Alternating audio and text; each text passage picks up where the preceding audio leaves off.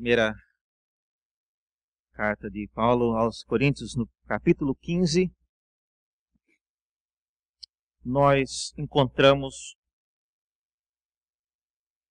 uma palavra a respeito do Evangelho. E de maneira bastante curiosa, as Escrituras nos mostram que o Evangelho é uma mensagem fixa. Ela tem um conteúdo central que ele é discernível aonde quer que você vá. Diz assim a palavra de Deus: Irmãos, venho lembrar-vos o Evangelho que vos anunciei, o qual recebestes e no qual ainda perseverais. Por ele também sois salvos, se retiverdes a palavra tal como vô-la preguei, a menos que tenhais crido em vão. Antes de tudo, vos entreguei o que também recebi, que Cristo morreu pelos nossos pecados, segundo as Escrituras, e foi sepultado e ressuscitou ao terceiro dia, segundo as Escrituras. Apareceu a Cefas e depois aos 12. Depois foi visto por mais de 500 irmãos de uma só vez, dos quais a maioria sobrevive até agora, porém alguns já dormem. Depois disto foi visto por Tiago, mais tarde por todos os apóstolos, e afinal, depois de todos, foi visto também por mim, como por um nascido fora de tempo. Até aqui, vamos orar? Abre nossos olhos, ó Deus, para enxergarmos na Tua palavra aquilo que edifique, aquilo que nos transforme, que nos salve e que nos faça ser cada dia mais a semelhança do Teu Filho Jesus. Oramos em nome dEle. Amém. Irmãos, eu ouvi numa conferência recentemente a história de um jovem que iniciou um trabalho evangelístico através da mídia, muito comum hoje. E ele arranjou um jeito de enviar mensagens numa quantidade astronômica, milhares de mensagens via SMS, via torpedo, via Twitter e outros mecanismos. E ele colocava como alvo algumas regiões que ele achava que não tinha ainda o alcance do Evangelho, mas tinha acesso a telefone e essas coisas. E ele mandava mensagem com um link para, se tivesse alguma pergunta, retornasse para ele ou para o escritório lá onde era a agência missionária dele. E como, obviamente, tinha pouco planejamento, ele subestimou a resposta daquela estratégia dele. E diz o relato, quando eu ouvi, e que aquele jovem, por causa daquela estratégia e por causa de vários fatores, ele chegou a receber por dia 12 mil respostas. Obviamente, acumulou sobremaneira o servidor onde ele estava, ele não conseguia responder todas as perguntas, e porque de fato havia um grupo interessado naquele evangelho que ele estava comunicando. Sabe Deus o que ele estava comunicando? Um dia alguém cansou de mandar e-mail, de mandar mensagem, ligou para o local onde ele dava o telefone. E no dia que ligou, tinha tanta gente procurando, não tinha as pessoas para responderem. E a única pessoa que estava lá era um cara que era crente. Ele estava entregando a água, colocando um galão de água dentro do bebedouro lá. E o telefone tocando e ele colocando o galão, E o galão tem que colocar lá, tem que sair aquele vácuo para começar a entrar água no bebedouro, e o telefone tocando. E ele atendeu o telefone, era alguém que queria saber o que precisava para aceitar a Cristo como Salvador. Eu só estou entregando a água. Não, mas aí o telefone que foi dado, e ele perguntou para o cara que era o inventor da moda: estão ligando aqui. Rapaz, fala então, mas eles estão perguntando sobre o Evangelho. Fala, você não é crente? Vai falar o quê? Qualquer coisa a favor de Deus e contra o pecado. O que é, irmãos, a mensagem do Evangelho? Será que é simplesmente alguma coisa a favor de Deus e contra o pecado? O que você falar dentro dessa margem aí será considerado o Evangelho? No Novo Testamento, a mensagem do Evangelho, ela foi descrita como boas novas. E ela foi descrita dessa maneira não por causa da estratégia que ela foi divulgada, e nem também pelas pessoas que o divulgaram, mas por causa primariamente do seu conteúdo. É por isso que o Evangelho ele foi chamado de boas novas. Hoje eu percebo que às vezes a ênfase tão grande na estratégia e em quem proclama aquela mensagem é que parecem ser os responsáveis por tornar a mensagem uma boa nova. Porque se o sujeito não for bom e se ele não for novo, ele não vai conseguir falar uma boa nova. Então, 3 perguntas iniciais nesta manhã. O que é exatamente bom nessas chamadas boas novas? O que é bom nisso? O que há de bom?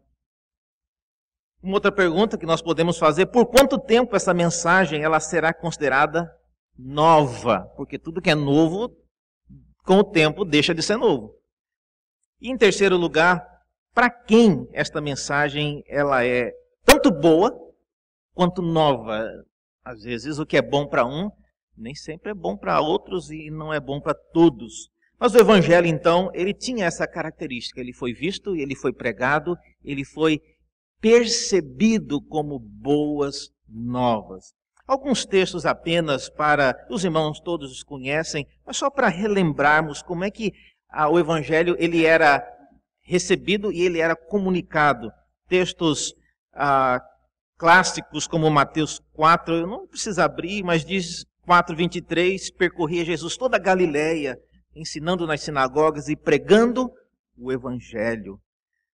Lucas e tantos outros textos, assim, pois, com muitas outras exortações, anunciava o Evangelho.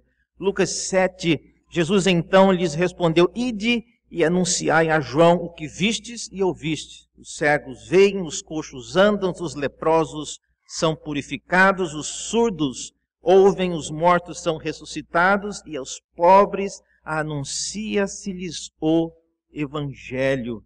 Lucas 9, 6. Então, saindo, percorriam todas as sinagogas, anunciando o Evangelho. E assim por diante, várias e várias, centenas de textos nos mostram que havia algo discernível. Algo que, se você contasse, isso aí é o Evangelho. O que ele está falando aí é a mensagem do Evangelho. Há um filme muito interessante, alguns não gostam por causa do final, mas o filme se chama A Inteligência Artificial. Eu não sei quantos já assistiram esse filme, é do Steven Spielberg, e ele conta a história de um pequeno robozinho que ele é criado para substituir quem não tem como ter filho. No caso, no filme, a família tem um filho em coma já há muito tempo, possivelmente não voltará mais do coma, e a família resolveu comprar esse robô, que é uma criança. E ele compra o robozinho num estágio que ele não consegue ter um relacionamento afetivo com a pessoa. Se os proprietários quiserem que aquele robô receba um upgrade e comece a amar os pais, eles têm que ler um texto para que, uma vez lido aquele texto para o robozinho, ele então vai acionar o mecanismo que ele vai então desenvolver a afetividade. E os donos da loja falam: olha, não brinque com isso. Se você quer que ele ame, então leia para ele. Se você não quer, guarde isso. E num determinado momento, no filme, a mãe resolve então que ela quer que o robô ame e desenvolva afetividade. E ela então procede à leitura. E ela lê então algumas palavras, porque aquelas palavras já fazem parte da configuração do menino. E quando ela acaba de ler, o menino então, ele começa a desenvolver a afetividade por aqueles pais. E eu acredito, irmãos, eu perguntei isso uma vez numa conferência: quantos acreditam que o Evangelho seja algo assim? O Evangelho, irmãos, ele é uma mensagem que tem um conteúdo fixo. E a menos que você fale aquilo que é parte da estrutura central do Evangelho, você nunca poderá contar com o resultado que Deus pode fazer através daquilo que você está falando. E é por isso, então, que nessas centenas de ocorrências do Evangelho nas Escrituras, ele sempre é anunciado como uma mensagem clara, uma mensagem que tem um começo, que tem um meio, que tem um fim, que tem uma razão de ser, que foi vista, entendida e considerada pelas pessoas do Novo Testamento e do mundo daquela época como uma boa nova, uma boa mensagem. Diante disso, então, veja algumas conclusões rápidas que podemos tirar sobre essa questão do Evangelho ser algo fixo, ser algo discernível, que você ouve e você sabe, aquilo é o Evangelho. Da mesma maneira que você, quando ouve uma música, você sabe, essa é aquela música, é aquela outra música. Há um começo, um fim. Onde quer que você ouça um pedaço, você sabe que aquela é aquela história ou aquela música. Então, o que nós podemos concluir? Algumas coisas inicialmente sobre o Evangelho.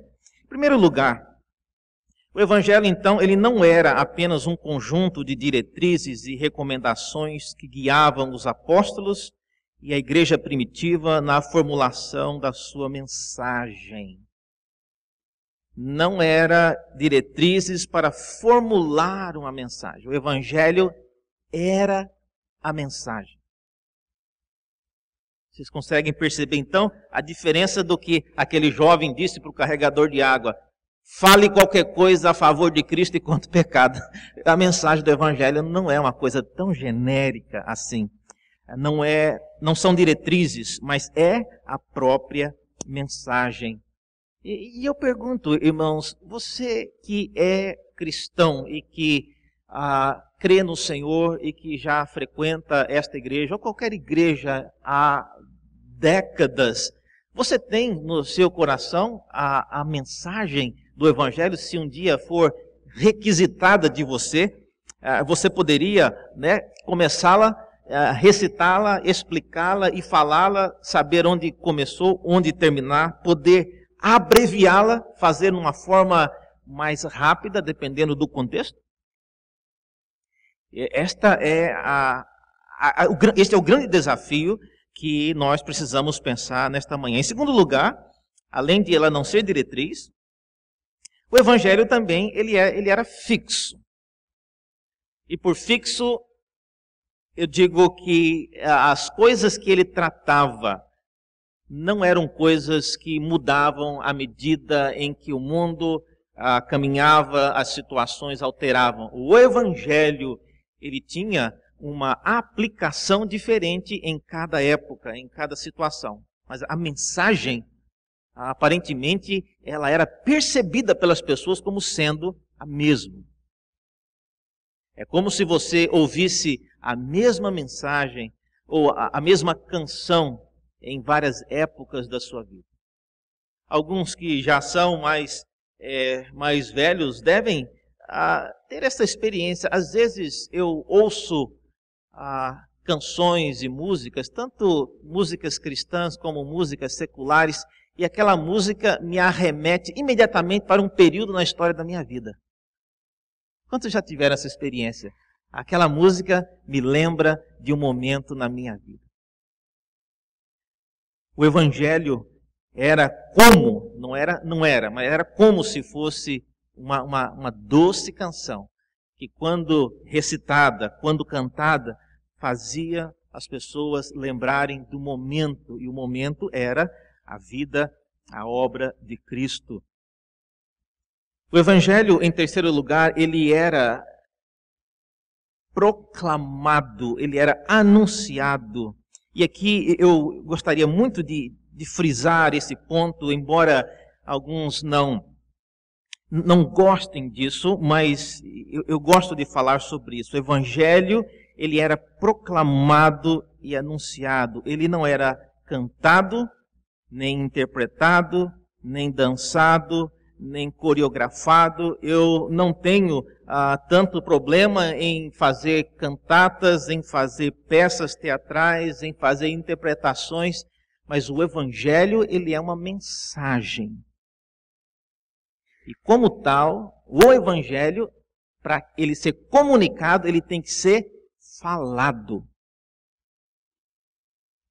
Reverendo, qual o problema de fazer uma grande cantata? Não tem nenhum problema em fazer uma cantata. Não tem nenhum problema. Mas uma coisa não substitui a outra. O Evangelho, ele é uma mensagem. Não é uma música e nem uma peça. Eu adoro peça. Eu já fiz peça. Mas isso é uma característica importante a gente lembrar. O Evangelho é uma mensagem e uma mensagem ela tem que ser falada. E há um mistério, há algo poderoso nisso. Porque ela só pode ser falada por um outro ser humano. É diferente você atender um telefone. E aqui quem está falando é a igreja de Santo Amaro. Diz que 1 se você é crente. Diz que 2 se você não é crente. Você diz que 1, não sou crente. Aguarde, você irá ouvir a mensagem do Evangelho. Isso tem um tom altamente mecânico e você não vai. Se você é uma pessoa, a menos que você esteja muito desesperada, você percebe que aquele tipo de linguagem não é uma linguagem partindo de alguém de carne e osso que está querendo comunicar com você. Então, a mensagem do Evangelho, irmãos, ela precisa ser proclamada de pessoas para pessoas. Não elimina toda a beleza, toda a arte, toda a magia de termos excelentes trabalhos de mobilizações, de evangelização que envolva participação de conjuntos, participação de peças teatrais, fazendo cenas de trechos das Escrituras. Tudo isso é maravilhoso e tem uma finalidade fantástica, mas a mensagem do Evangelho, ela precisa ser proclamada. Em quarto lugar, o Evangelho, ele era uma mensagem, é interessante observar isso, apropriada tanto para a sinagoga, quanto para os pobres, os coxos e as pessoas que estavam em qualquer lugar na cidade ou por onde Jesus passava.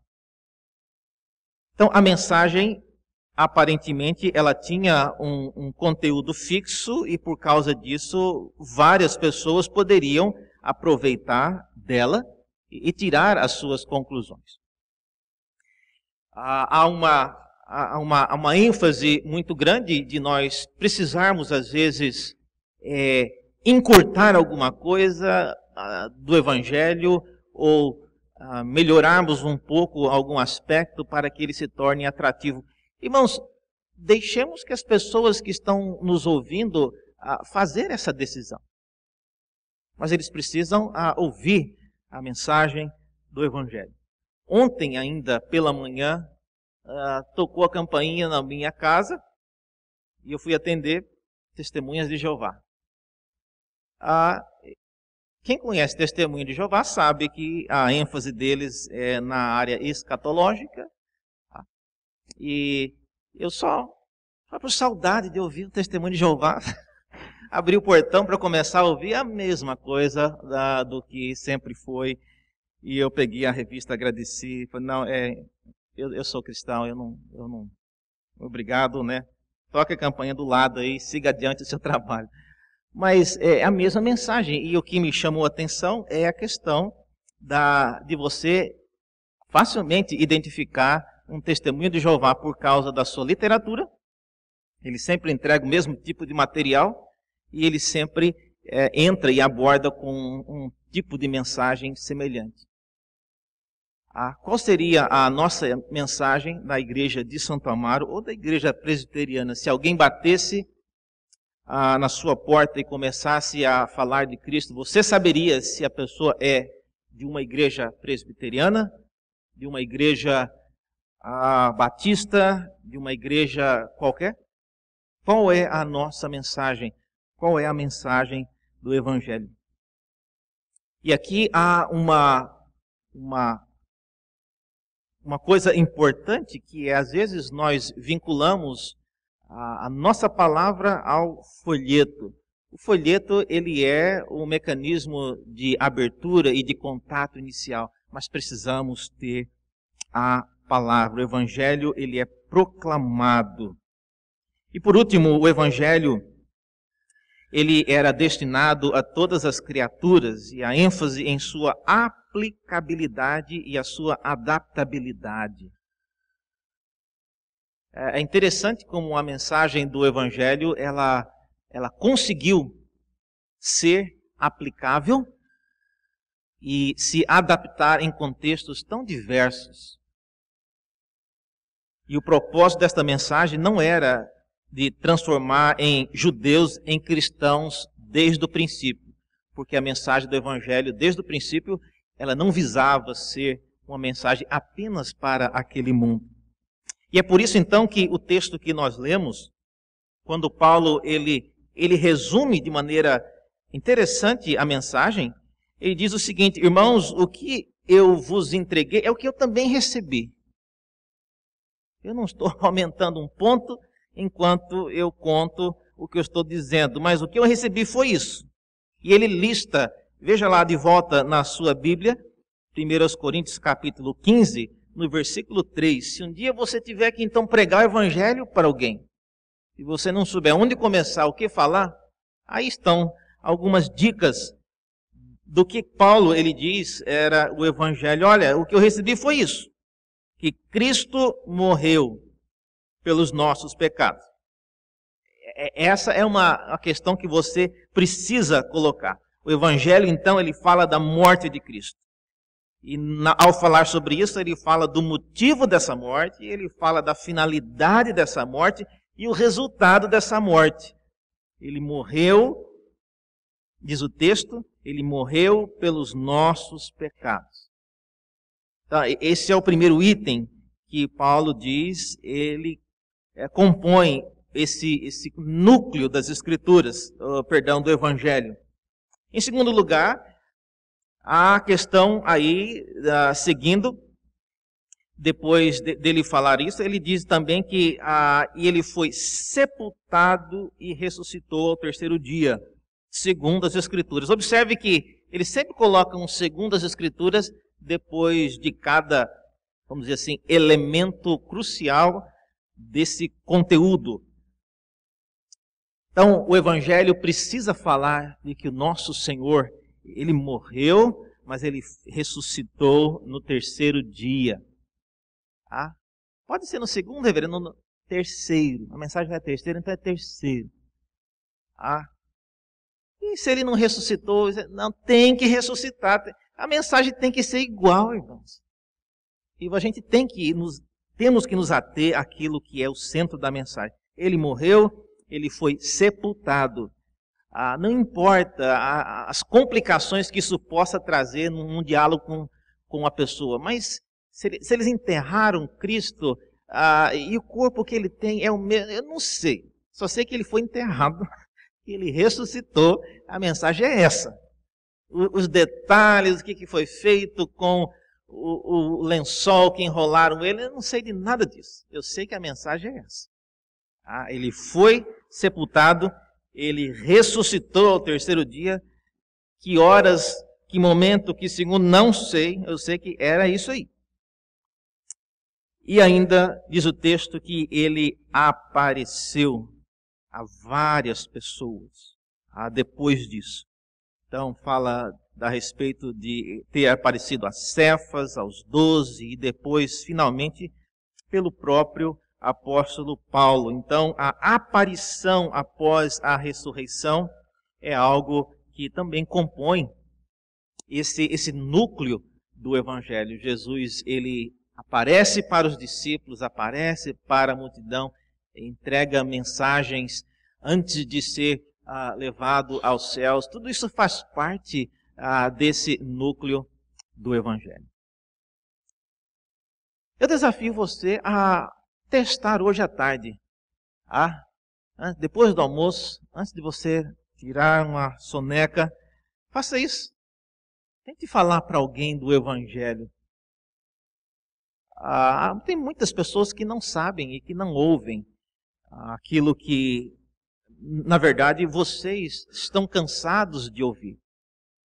E é importante, irmãos, nós praticarmos isso, porque o mundo, ele caminha cada vez mais para aspectos do Evangelho que estão se tornando padrão em nossa época, mas que fogem grandemente da ênfase que era a mensagem central do Evangelho. Então, concluindo, pregar o Evangelho, a mensagem do Evangelho não pode ser vista como algo a favor de Deus e contra o pecado. Isso é muito vago, isso é quase pecaminoso. A mensagem do Evangelho tem um conteúdo central, ela precisa ser proclamada, ela não pode ser cantada, nem dançada, nem encenada, não pode ser transformada num filme, ela tem que ser proclamada por pessoas de carne e osso. A única criatura que Deus criou com a capacidade de falar fomos nós. Então, é bem provável que Ele quer usar isso para que você fale com outras pessoas. Você, às vezes, é vizinho de alguém que, se você já deve ter percebido isso, tem pessoas que passam dias, moram sozinhas, entram em casa, ligam a televisão, ouvem música, passam, às vezes, semanas inteiras sem falar com ninguém. Com ninguém. Até se você encontrar com essas pessoas na porta de casa, falar um simples bom dia, ela não responde. Ela desacostumou-se de falar com as pessoas. A mensagem do Evangelho, ela é destinada a pessoas que precisam também ouvir, se não o Evangelho, mas simplesmente ouvir a palavra de alguém. O Evangelho, ele entra nesse vácuo da humanidade que caminha para a separação de Deus, um Deus que inicialmente no Jardim do Éden criou o contexto quando ele vinha para conversar com Adão e Eva na viração do dia. E esse diálogo foi interrompido desde então. E nós, como criaturas criadas à imagem e à semelhança dele, precisamos ter e usar desse privilégio de proclamar as verdades do Evangelho ao nosso mundo. Nós vamos orar mais uma vez e então caminhar para as nossas salas de escola dominical. Vamos orar. Ó Deus, abençoe a nossa vida, ó Deus, e faz-nos homens e mulheres que possam falar o Teu Evangelho e que, por meio daquilo que o Senhor nos proporcionar fazer, ajuda-nos, ó Deus, a vermos o fruto do trabalho, para que sejamos encorajados, para que sejamos uma igreja que tenha uma mensagem caracteristicamente da Tua palavra. Vivemos num mundo, ó Deus, onde o nome do Teu Filho Jesus é já tão ouvido e de maneira tão trivializada. Ajuda-nos, ó Deus, pela clareza, pela simplicidade, termos, ó Deus, uma mensagem bastante discernível como sendo a mensagem do Teu Evangelho. Oramos assim em nome de Jesus. Amém.